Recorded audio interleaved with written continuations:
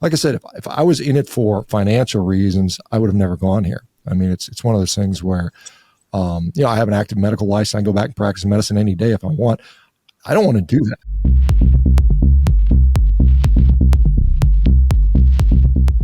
Well, I was going to say, she was struck off in 2017, but that was overturned in 2019, if I've got my dates correct. But there's no desire for you to go back into that profession? No. I mean, I have, I mean, one of the things, when I went through that whole sort of thing with the hospital is I was incredibly naive in my sort of, my thought of how medicine worked. I thought, you do the right thing and you're rewarded for that. And what I found out very painfully was that, if you're advocating for health and lifestyle and it's impacting the bottom line of a corporation or a hospital and they're losing money, they're not interested in that. And that's the whole crux here. And so I didn't want to go back to that. I don't want to go back. So is that why you were struck off? Sorry to jump in, but for a little bit of context there for people that might not understand, what was the situation? So I mean, this is really going back to like 2015, I think. And so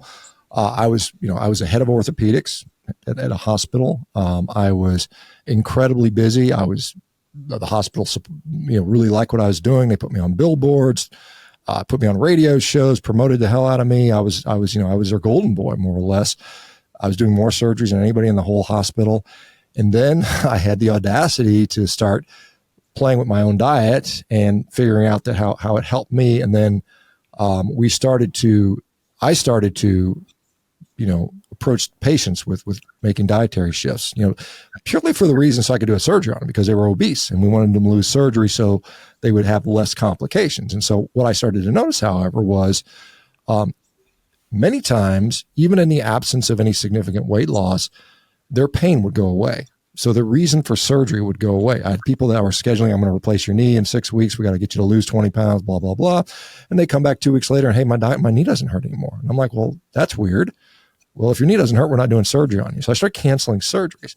And then as I saw more and more, I said, hey, there's something here. Maybe we can have these people avoid these, really, big procedures that have potentials for complications. And I approached the hospital administration and said, hey guys, I would like to spend, half a day a week just, counseling patients on lifestyle stuff. And they said, that's a good thought, but no, we don't want you to do that. And to me, I was like, that's really strange. And so I did it anyway. I went back and forth 6 months or something like that. And finally I said, screw it, I'm going to do it anyway. And then all of a sudden I get this, this so-called peer review thing. And they basically suspend my ability to practice because, that's something you can do through peer review. Hospital peer review is a protected process. You have almost no rights during that process. I could not even see the data they were using to incriminate me with, And so I left the state medical license, said, hey, we've got a complaint from a hospital. What do you want to do about it? Do you want to contest this?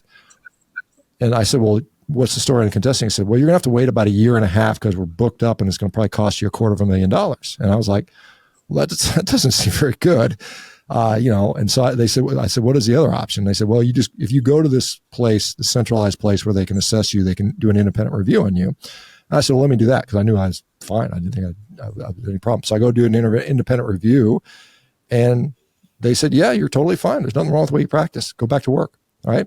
And so, that process took like 6 months for them to write the reports. And then when I submitted it back to the state medical board, they got it and they said, okay, now we have to wait till our next meeting, which was like, 4 or 5 months later. And then they said, okay. And then they said, you can apply for your license again. I had to apply. And then that took another 6 months. So all in all, it took like 2 years to resolve this thing. Even though, the decision to that I was fine was like within a few months, it took 2 years.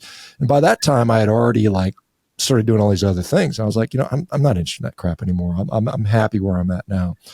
So that's it's a long drawn out thing, but that's the kind of the overview of that story. But, I hope that I never have to go back to operating on people again, because that would mean I failed in this new task, which I think is more valuable and more important, which I'm quite honestly, I think I'm honestly better at. I mean, I thought I was a pretty good surgeon, but I think I'm more better at what I do now. I think, what I do is kind of unique in a way.